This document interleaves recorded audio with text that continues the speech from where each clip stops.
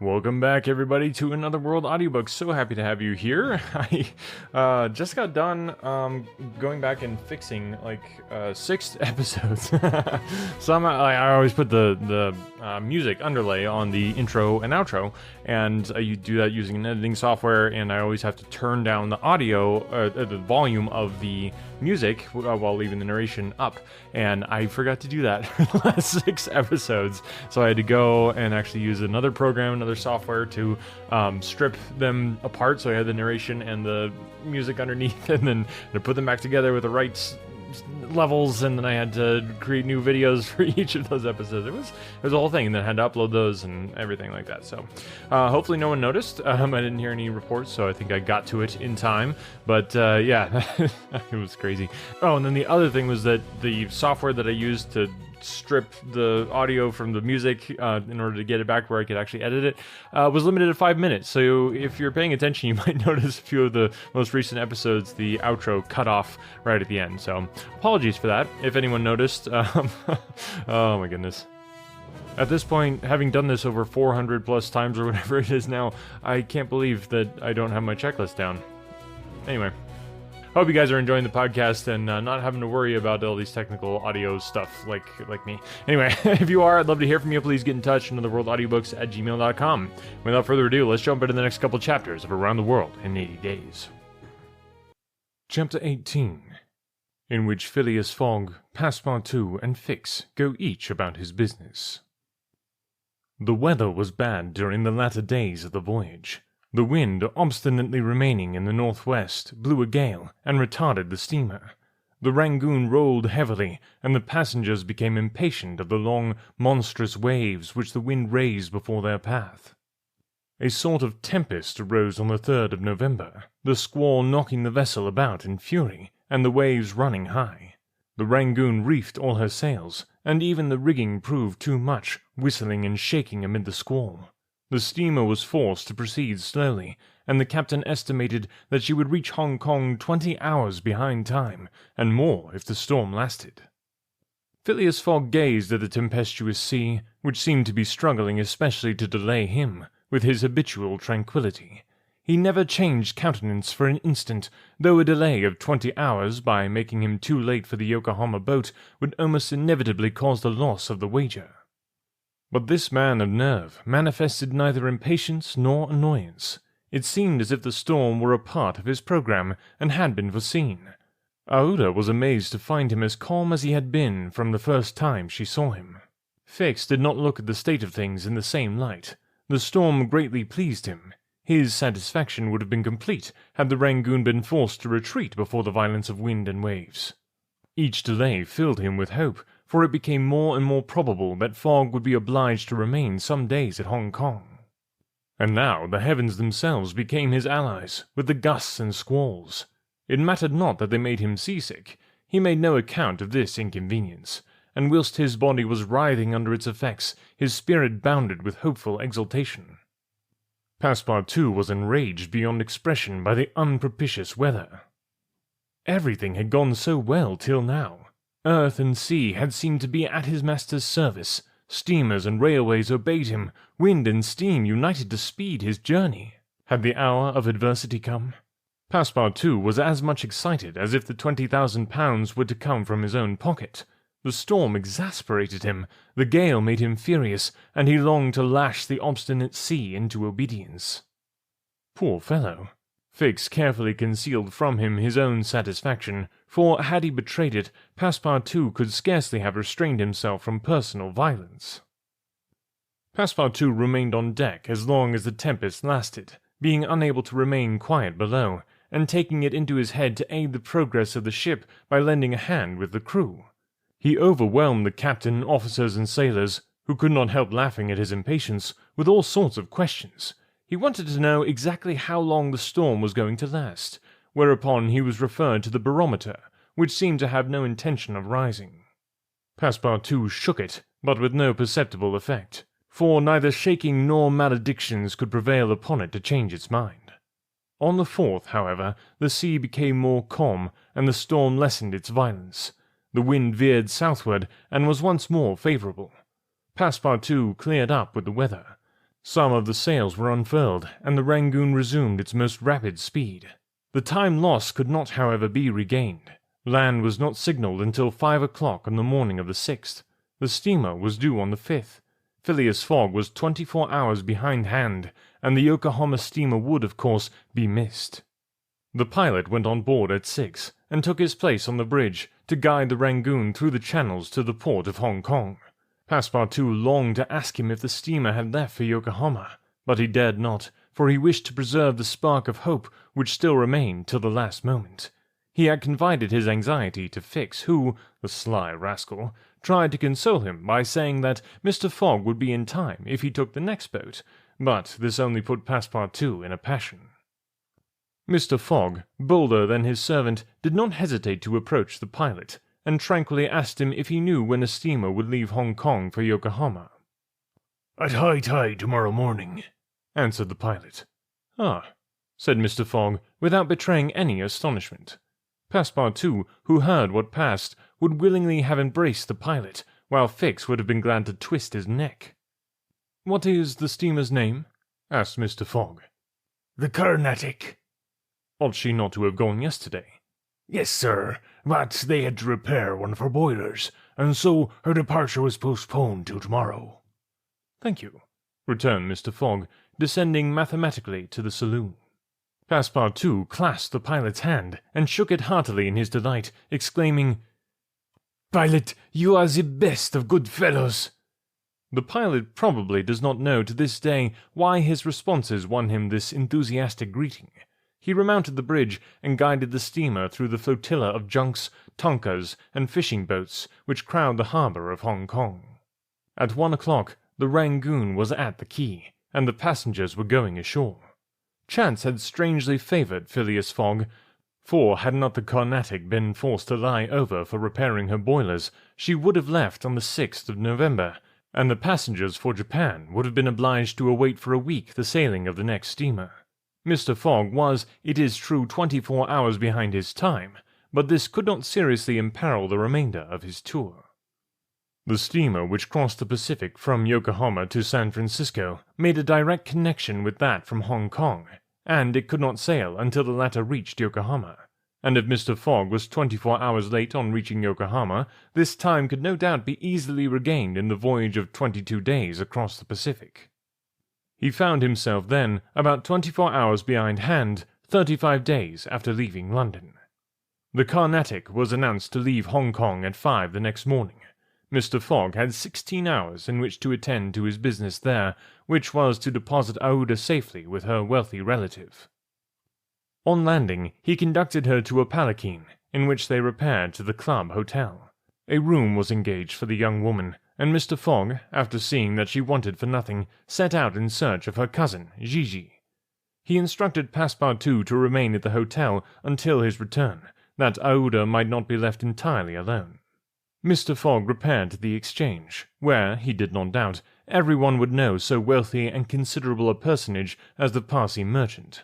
Meeting a broker, he made the inquiry to learn that Gigi had left China 2 years before, and retiring from business with an immense fortune, had taken up his residence in Europe, in Holland, the broker thought, with the merchants of which country he had principally traded. Phileas Fogg returned to the hotel, begged a moment's conversation with Aouda, and without more ado apprised her that Gigi was no longer at Hong Kong, but probably in Holland. Aouda at first said nothing. She passed her hand across her forehead and reflected a few moments. Then, in her sweet, soft voice, she said, "What ought I to do, Mr. Fogg?" "It is very simple," responded the gentleman. "Go on to Europe." "But I cannot intrude." "You do not intrude, nor do you in the least embarrass my project.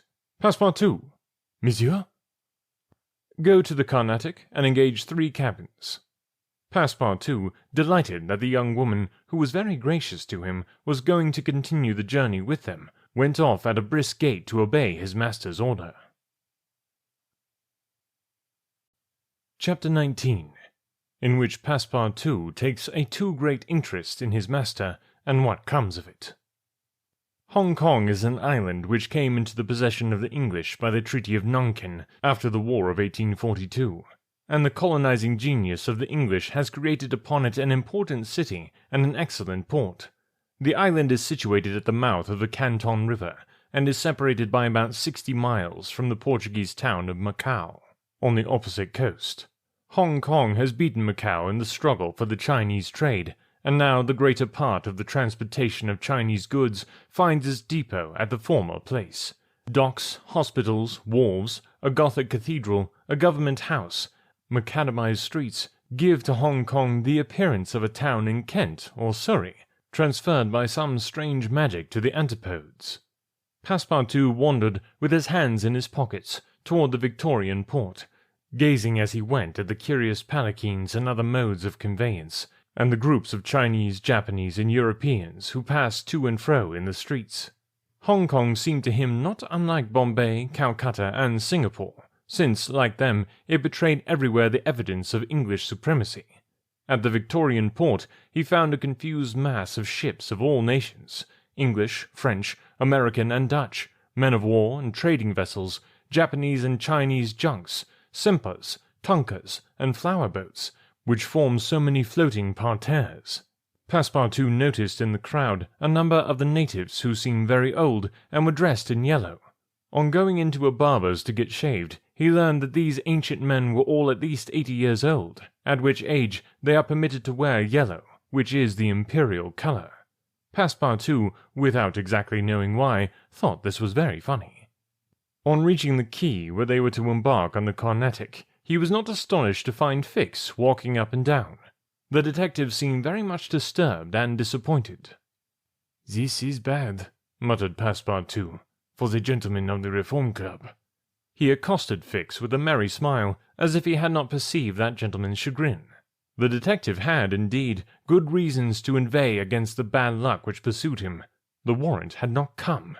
It was certainly on the way, but as certainly it could not now reach Hong Kong for several days, and this being the last English territory on Mr. Fogg's route, the robber would escape, unless he could manage to detain him. "Well, Monsieur Fix," said Passepartout, "have you decided to go with us so far as America?" "Yes," returned Fix through his set teeth. "Good!" exclaimed Passepartout, laughing heartily. "I knew you could not persuade yourself to separate from us. Come and engage your berth." They entered the steamer office and secured cabins for 4 persons. The clerk, as he gave them the tickets, informed them that, the repairs on the Carnatic having been completed, the steamer would leave that very evening, and not next morning, as had been announced. "That will suit my master all the better," said Passepartout. "I will go and let him know." Fix now decided to make a bold move. He resolved to tell Passepartout all. It seemed to be the only possible means of keeping Phileas Fogg several days longer at Hong Kong.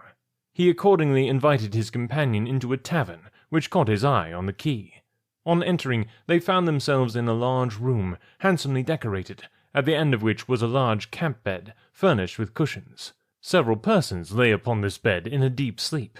At the small tables which were arranged about the room, some 30 customers were drinking English beer, porter, gin, and brandy, smoking the while long red clay pipes stuffed with little balls of opium mingled with essence of rose. From time to time, one of the smokers, overcome with the narcotic, would slip under the table, whereupon the waiters, taking him by the head and feet, carried and laid him upon the bed. The bed already supported 20 of these stupefied sots. Fix and Passepartout saw that they were in a smoking-house haunted by those wretched, cadaverous, idiotic creatures to whom the English merchants sell every year the miserable drug called opium, to the amount of £1,400,000. Thousands devoted to one of the most despicable vices which afflict humanity. The Chinese government has in vain attempted to deal with the evil by stringent laws. It passed gradually from the rich, to whom it was at first exclusively reserved, to the lower classes, and then its ravages could not be arrested. Opium is smoked everywhere, at all times, by men and women in the Celestial Empire, and once accustomed to it, the victims cannot dispense with it, except by suffering horrible bodily contortions and agonies. A great smoker can smoke as many as 8 pipes a day, but he dies in 5 years. It was in one of these dens that Fix and Passepartout, in search of a friendly glass, found themselves. Passepartout had no money, but willingly accepted Fix's invitation, in the hope of returning the obligation at some future time. They ordered 2 bottles of port, to which the Frenchman did ample justice, whilst Fix observed him with close attention. They chatted about the journey, and Passepartout was especially merry at the idea that Fix was going to continue it with them. When the bottles were empty, however, he rose to go and tell his master of the change in the time of the sailing of the Carnatic. Fix caught him by the arm and said, "Wait a moment." "What for, Mr. Fix?" "I want to have a serious talk with you." "Serious talk?" cried Passepartout, drinking up the little wine that was left in the bottom of his glass. "Well, we'll talk about it tomorrow. I haven't time now." "Stay. What I have to say concerns your master." Passepartout, at this, looked attentively at his companion. Fix's face seemed to have a singular expression. He resumed his seat. "What is it you have to say?" Fix placed his hand upon Passepartout's arm, and, lowering his voice, said, "You have guessed who I am." "Parbleu!" said Passepartout, smiling. "Then I'm going to tell you everything." "Now that I know everything, my friend. That's very good, but go on, go on. First, though, let me tell you that those gentlemen have put themselves to a useless expense." "Useless?" said Fix. "You speak confidently. It's clear that you don't know how large the sum is." "Of course I do," returned Passepartout. £20,000. 25,000, answered Fix, pressing his companion's hand. "What?" cried the Frenchman. "Has Monsieur Fogg dared £25,000? Well, there's all the more reason for not losing an instant," he continued, getting up hastily. Fix pushed Passepartout back in his chair, and resumed, £25,000, and if I succeed, I get £2,000. If you'll help me, I'll let you have 500 of them. "Help you?" cried Passepartout, whose eyes were standing wide open. "Yes, help me keep Mr. Fogg here for 2 or 3 days. "Why, what are you saying? Those gentlemen are not satisfied with following my master and suspecting his honor, but they must try to put obstacles in his way. I blush for them." "What do you mean?" "I mean that it is a piece of shameful trickery. They might as well waylay Mr. Fogg and put his money in their pockets." "That's just what we count on doing." "It's a conspiracy, then," cried Passepartout, who became more and more excited as the liquor mounted in his head, for he drank without perceiving it. "A real conspiracy, and gentlemen too, bah!" Fix began to be puzzled.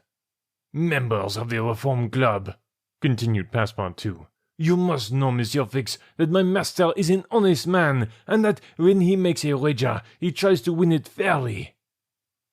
"But who do you think I am?" asked Fix, looking at him intently. "Parbleu! An agent of the members of the Reform Club, sent out here to interrupt my master's journey. But though I found you out some time ago, I've taken good care to say nothing about it to Mr. Fogg." "He knows nothing, then?" "Nothing," replied Passepartout, again emptying his glass. The detective passed his hand across his forehead, hesitating before he spoke again. What should he do? Passepartout's mistake seemed sincere, but it made his design more difficult. It was evident that the servant was not the master's accomplice, as Fix had been inclined to suspect. "Well," said the detective to himself, "as he is not an accomplice, he will help me." He had no time to lose. Fogg must be detained at Hong Kong, so he resolved to make a clean breast of it. "Listen to me," said Fix abruptly. "I am not, as you think, an agent of the members of the Reform Club." "Bah!" retorted Passepartout with an air of raillery. "I am a police detective, sent out here by the London office." "You? A detective?" "I will prove it. Here is my commission." Passepartout was speechless with astonishment when Fix displayed this document, the genuineness of which could not be doubted. "Mr. Fogg's wager," resumed Fix, "is only a pretext, of which you and the gentlemen of the Reform are dupes. He had a motive for securing your innocent complicity." But why? Listen, on the 28th of last September, a robbery of £25,000 was committed at the Bank of England by a person whose description was fortunately secured. Here is his description. It answers exactly to that of Mr. Phileas Fogg." "What nonsense!" cried Passepartout, striking the table with his fist. "My master is the most honourable of men." "How can you tell? You know scarcely anything about him. You went into his service the day he came away, and he came away on a foolish pretext, without trunks, and carrying a large amount in banknotes, and yet you are bold enough to assert that he is an honest man." "Yes, yes," repeated the poor fellow mechanically. "Would you like to be arrested as his accomplice?" Passepartout, overcome by what he had heard, held his head between his hands, and did not dare to look at the detective. Phileas Fogg, the saviour of Aouda, that brave and generous man, a robber. And yet, how many presumptions there were against him. Passepartout essayed to reject the suspicions which formed themselves upon his mind. He did not wish to believe that his master was guilty. "Well, what do you want of me?" said he, at last, with an effort. "See here," replied Fix. "I have tracked Mr. Fogg to this place, but as yet I have failed to receive the warrant of arrest for which I sent to London. You must help me to keep him here in Hong Kong." But I will share with you the £2,000 reward offered by the Bank of England." "Never!" replied Passepartout, who tried to rise, but fell back, exhausted in mind and body. "Mr. Fix," he stammered, "even should what you say be true, if my master is really the robber you are seeking for, which I deny, I have been, am, in his service. I have seen his generosity and goodness, and I will never betray him, not for all the gold in the world. I come from a village where they don't eat that kind of bread." "You refuse?" "I refuse." "Consider that I've said nothing," said Fix, "and let us drink." "Yes, let us drink." Passepartout felt himself yielding more and more to the effects of the liquor. Fix, seeing that he must, at all hazards, be separated from his master, wished to entirely overcome him. Some pipes full of opium lay upon the table. Fix slipped one into Passepartout's hand. He took it, put it between his lips, lit it, drew several puffs, and his head, becoming heavy under the influence of the narcotic, fell upon the table. "At last," said Fix, seeing Passepartout unconscious. "Mr. Fogg will not be informed of the Carnatic's departure, and if he is, he will have to go without his cursed Frenchman." And after paying his bill, Fix left the tavern. Wow, that took kind of a dark turn there. I was surprised. I guess I saw Fix as kind of becoming a sympathetic character, but apparently not. That was intense. Well, as we wait on the edges of our seat to find out what happens next week, well, actually, you don't have to. You can become a patron, and you can get the next episode early. So go check that out. Again, that's anotherworldaudiobooks.com. If you are dying to know what happened to Passepartout, you can go sign up to be a patron for only $5 a month or more if you want to support the podcast. But $5 is the base level there. Only $5 a month, and you get access to early episodes as well as some other awesome perks. So go check that out. If you want to find out what happened to Passepartout, this is a great opportunity to become a patron. So go check that out, anotherworldaudiobooks.com, and just click on patron perks. All right, got some vocabulary words. Let's see. Inveigh is to give vent to angry disapproval or to protest vehemently. So if anybody out there has ever had a kid, you know that they are quite good at inveighing. That's a good one. I was curious too what the new ship is called, the Carnatic, and I wanted to know what that meant. Apparently it refers to a tradition of South Indian classical music characterized by its emphasis on vocal performance and improvisation based on specific melodic and rhythmic formulas. So it's also associated with the Carnatic region in southern India. So I'm assuming it was named after the area and not the music. So the Carnatic. Yeah, so I thought that was cool. I guess if it was named after the music, it'd be like naming your ship the Jazz or something like that. Which, yeah, I'd sail on a ship called the Jazz. Let's see, the next one. Parterre is an ornamental flower garden having beds and paths arranged to form a pattern. I guess I'd seen those before, but I didn't know that it's called a parterre. So there you go. Another one, antipode, is a direct or diametrical opposite. One of a pair of antipodes. Antipode, that's a really good one. I guess there's also like a skincare brand called Antipode, but I guess you could say the North Pole and the South Pole are antipodes of each other, diametrically opposite on the Earth's surface. Another one, macadamize. I thought it was talking about macadamia nuts at first, and I was getting hungry, but it's actually to construct or pave a road with macadam, I think. So basically, macadam is a type of pavement made by layers of compact broken stone, now usually bound with tar or asphalt. So yeah, I guess technically like just a normal asphalt road would be macadamized. It's a type of macadam. I think it's macadam. And then the word that tripped me up and caused me this episode to take way longer than it should have. Raillery. There we go. I can say it now. Raillery. Oh my goodness. That's one of those words. It's kind of like, raillery. It basically means a good-natured teasing or ridicule, banter, an instance of bantering or teasing. So pleasant or slight satire, banter, jesting language, satirical merriment. I like that, satirical merriment. Raillery. I've heard railing against someone, so I guess that would kind of be the noun of that verb, raillery.